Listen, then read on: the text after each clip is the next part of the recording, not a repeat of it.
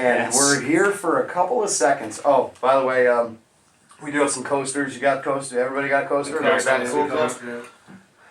feel like my wife right now. We're professional. There's coasters, everyone.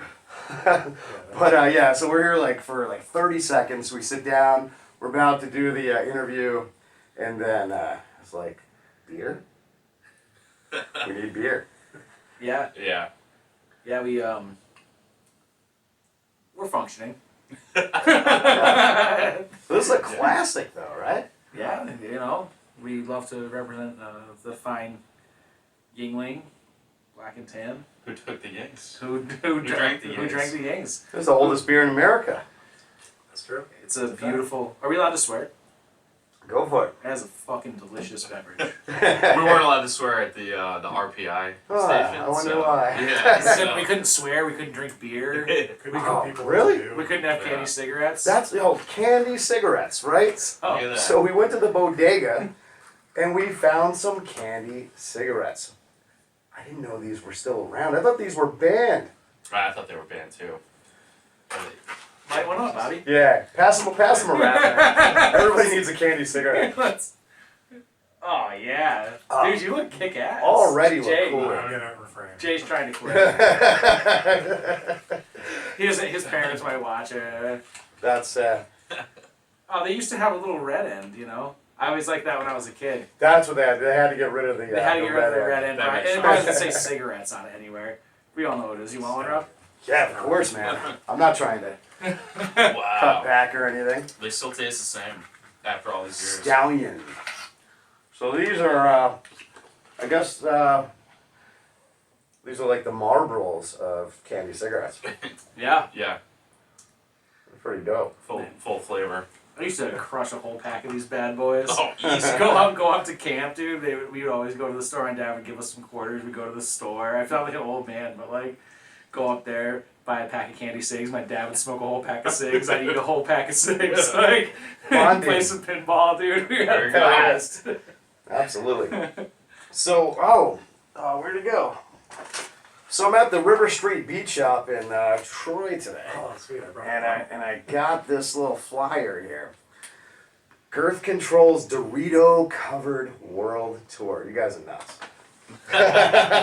So what makes it Dorito covered? Well, We're there.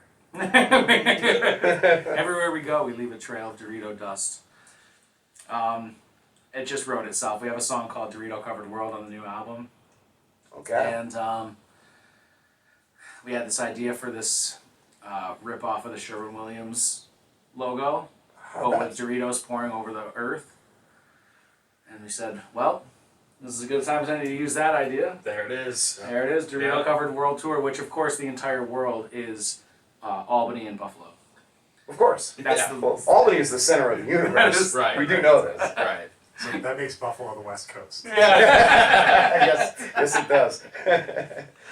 Oh man, no. So, first of all, Team Cool Ranch. No. I don't want to speak for everybody because I have a very strong opinion on this. Yeah. So I'll let these guys go first. I like the originals. Really? Nacho cheese. Classic. Yeah, classic nacho cheese. Yeah.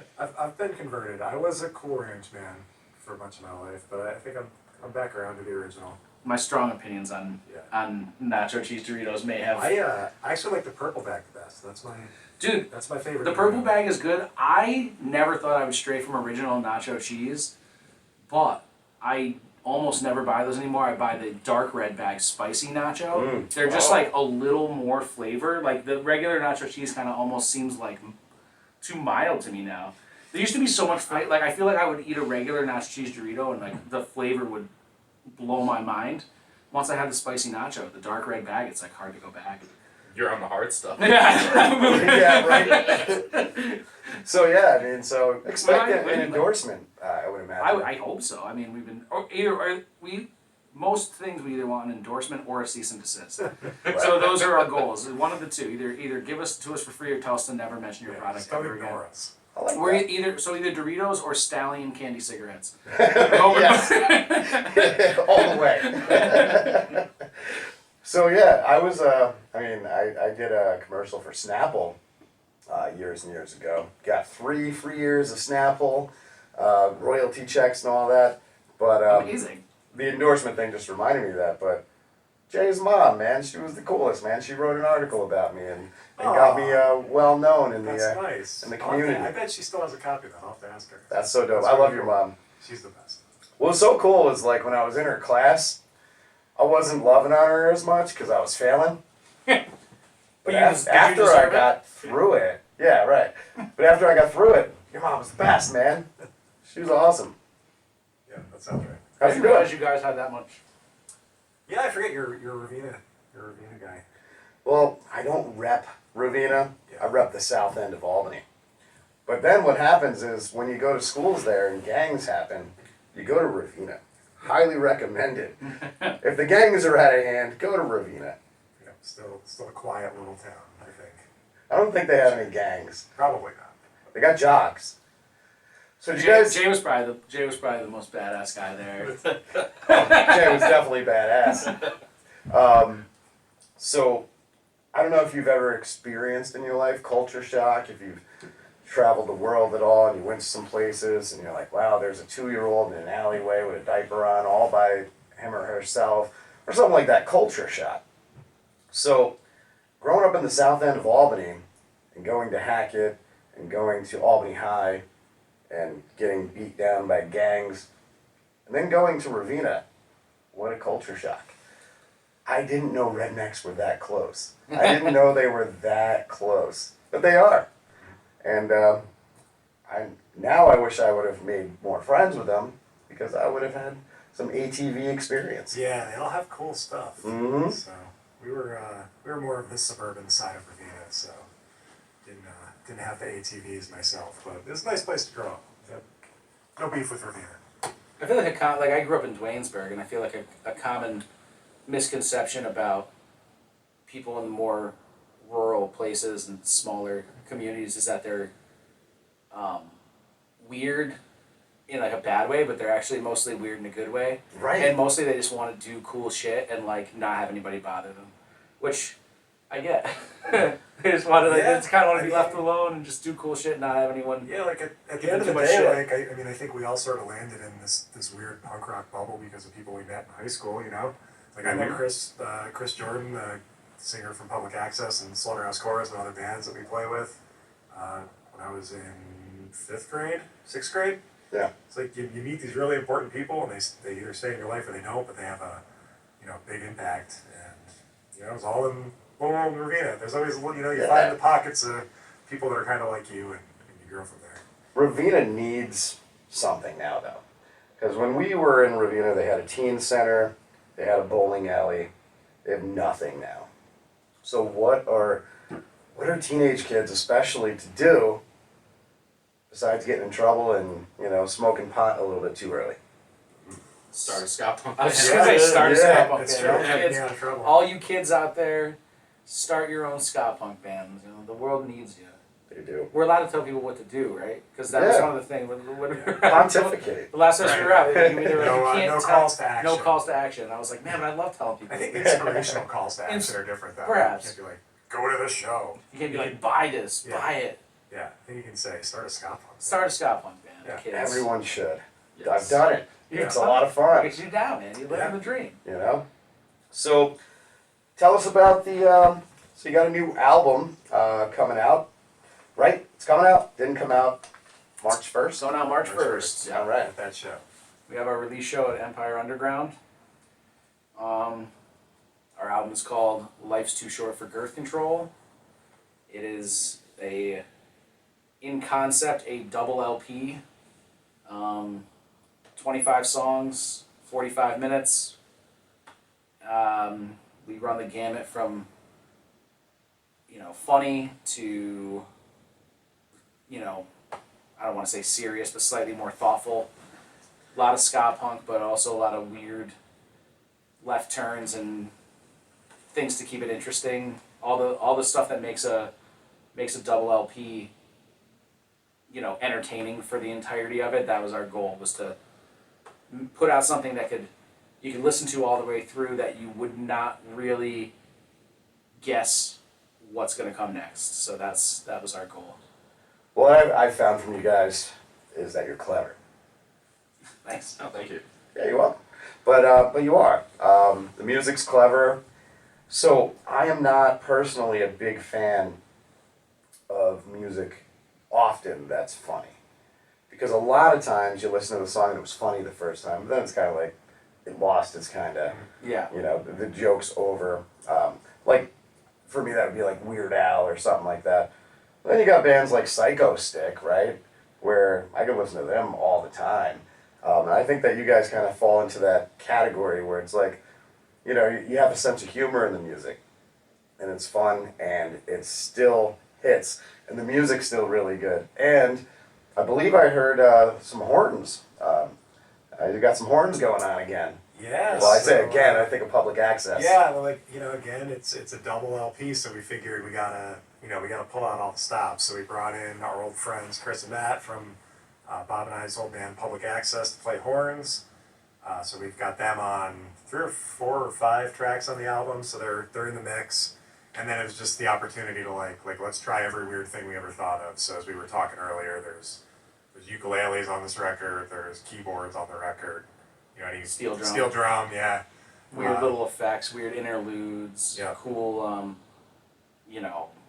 funny sound bites and things, and just all that stuff to make it kind of flow and work for 25 solid Girth Control songs, Yeah. So you guys have been known to put out, you did put out an album, Shorter, Faster, Dumber? Yeah. Yep. Got it right. And, because I never prep for interviews, because why would I do that? All you need is you crack a Yingling and You're pop a prepared. candy cigarette, you're ready to go. I mean, seriously, I never prepped for any interviews. I learned this early on when I did my first radio show back in '96. I just found like I was over-preparing. So I was like, well, let's learn together. That's kind of like the thing I do. But like, I know you guys, so it's a little bit different, but like, Yeah. I could be interviewing somebody who's like, a world-renowned artist. I know nothing about them, and I'm not going to go to their Wikipedia page. I'm not going to know. Well, I'm sure it's refreshing even for them in a way that way, because, I mean, that kind of just ties into what we do too, and, not that we don't prepare, but we try not to overthink it. You overthink it and it comes off forced, and it's, at the end of the day, whether you're interviewing somebody or you're making music, you're just trying to connect with people and whatever, make friends, have a conversation, and you can't overthink that. Well, I found that you blow your load really quickly. I don't know what kind of interview you think this is going to turn into. I know we're sitting on this couch, but I wasn't prepared for that. I was kind glad I of got you interview, guys here. We already shed the jackets. What's the next layer? So that's cool. What else is going on in your lives? Just this. Mostly Girth Control. Just this. A lot of Girth Control. We're in the Girth Control era of our lives. Yeah. So, Slaughterhouse Chorus was a 4-piece. Yes. Yes. So, Girth Control is literally just not Chris Jordan. That is Yeah. correct. That's, Yeah. except for when we Except need when we need somebody talented. Right. Yeah. Yeah, But- so it was a specific time where Chris was purchasing a business, which is, God, like 10 years ago now? Something like that. 9 years ago. Yeah, so he was just at a point where he couldn't really continue to be, like, going full steam ahead with the band and not lose his mind, which is entirely fair. Sure. So we had a show coming up in Mark's old basement, and we were, gonna have to cancel the show. It's like Chris can't do it. There's too much going on. It's not gonna work out. So we looked at each other and we said, let's start a ska punk band. And we wrote 3 songs in 3 weeks. We learned 3 songs. We learned 3 cover songs, and we played a basement show that was supposed to be our only show. And here we are, 10 years later. Now, one of the greatest hits that I believe came out of that show, and correct me if I'm wrong, Water Slide World. Well, Was that yes. that show? It wasn't that show. That was so we recorded the album the following year, like less than a year after that first show. So Same basement, though. same basement, and we it was a nice spontaneous. We didn't rehearse that, believe it or not. That was amazing. Then everybody just joined in. It was a great, you have to, I think that it's really common for people in the capital region it's kind of like a common theme around here to kind of shit on the capital region. Sure. But I think personally we all as people, we all kind of celebrate it. And it was even though it's just a goofy thing, it's like, we love the Water Slide World theme song, dude. Like we're glad that we got a basement full of people to sing it. And we just goofing around. I rewound that so many times. So I was, what I was talking about, Shorter, Faster, Dumber, was an album that you put out where the songs were like 30 seconds, 25 seconds. Yeah. What was the longest song, like 45 seconds or something? I think we broke a minute. We might have broken maybe, yeah. I'm the dumbest song. Well, that's debatable. Yeah, because we got the best guitar player we know to play a guitar solo on it, Eric Calder. Who was my guitar teacher when I was a kid. So it's cool that we're friends now and he'll play on our stupid songs. Yeah, so that was that one I think breaks a minute. Yeah, that was a song called Bad Things, where it's just about the dilemma of should I eat pizza or Doritos? Mm-hmm. Why do bad things always happen to me? Those are the lyrics. And then we got Eric to play like a 30. He played the best guitar solo, yeah. So we it's also like a something that we like to do is we think it's funny to make all our talented friends take part in like the dumbest thing that we could imagine. So it's a thing that we truly enjoy. That was the prime example of that. Now, I know I told you this before, but it was years ago, but so when I first got wind of the album, I went to whatever site you guys had it on, right? And then I'm like, oh, they're only giving me a snippet because they want me to buy the album. That's awesome. And then I felt Shorter, Faster, and Dumber because a light bulb went out and I got the concept. I was like, I want to hear the rest of the song. We've gotten that a few times where people were like, our song "Too Many Dudes," that was one of the ones where people have been like, why isn't it longer? Like, there's so many other scenarios in which there could be too many dudes and stuff. And I'm like, but we're just like, nah. That's how long the song That's how long the song is. Like sometimes they're a minute, sometimes they're 3 minutes. Very rarely are they over 3 minutes with us, but that record in particular, we were basing it off of an old, from when we were teenagers. There was a compilation that Fat Wreck put out called Short Music for Short People. That's right. And it was 101 songs that were 30 seconds or less, and we all loved that album, and we thought it'd be really fun to kind of make our own version and put out a full length on a 7-inch, which was maybe one of the dumbest decisions we ever could have made, because it took us just as long to write and record it as it does to write and record any other songs. Sure does. Except then at the end of it, we only had 8 minutes of music, and when we would put songs into the set, it's like we can't pad this set out with these songs. Yeah. It just confuses people. That's gonna be the roughest part. Yeah, the wackiest thing too is like we're relearning one of the songs we haven't played in a long time, and it's the hardest song of the set. It's like we wrote a 10-minute long prog song in 30 seconds, and it is really hard to play. So it's just as difficult, but it takes up no time in the set whatsoever. So Bob's not talking enough. Okay. We'll kick this, Bob. But first of all, Bob. Now, I could technically go with the name Bob, but I chose Rob because Bob's my dad. Okay. You were one of the Bobs to me that just, you don't look like Bob. Do I look like a Rob? You can get it. You look more like a Rob or an Ethan. Maybe an Ethan? I've never gotten Ethan before. Yeah. I can see it. Some people call me Rob. Do it? Yeah. Some people call me Rob, but close friends call me Bob. Okay, alright. But it's old man name. Mm-hmm. When I turned 15, I was like, well, I'm a Rob. It's cooler. Bob is an old man who fixes somebody's computer or something. Mm-hmm. That's lame. And then I turned 30 and I was like, nah, I like Bob. Bob's good. Yeah. But Yeah, it works. Honestly, when I was younger, they called me Bobby. Did you ever get that? oh yeah. My parents still call me Bobby. Yeah. My parents called me Bobby. Yeah. People that I knew when I was little call me Bobby. Yeah. But don't you ever fucking call me Bobby. If you didn't know me when I was like 6. You know what I mean? Like, don't I'm ever. right there with you, man. Yeah. And Robbie, off the table. Don't do it. Done. Don't do it. Right? I'm sure you, Bobbert. No. Yeah. Can't Called do you it. Bobbert? Just like asshole. Being an asshole. Right? But It's Bobert. Bobert. All right, so we got to cover some important stuff here. So we did talk about. We did talk about. Well, I just was like, what about Bob? Empire Underground, March 1st. Doors at 7, music at 7:30. You're playing with Power Up. Yeah. Yep. Do it with Malice. Yep. Not really a recommendation.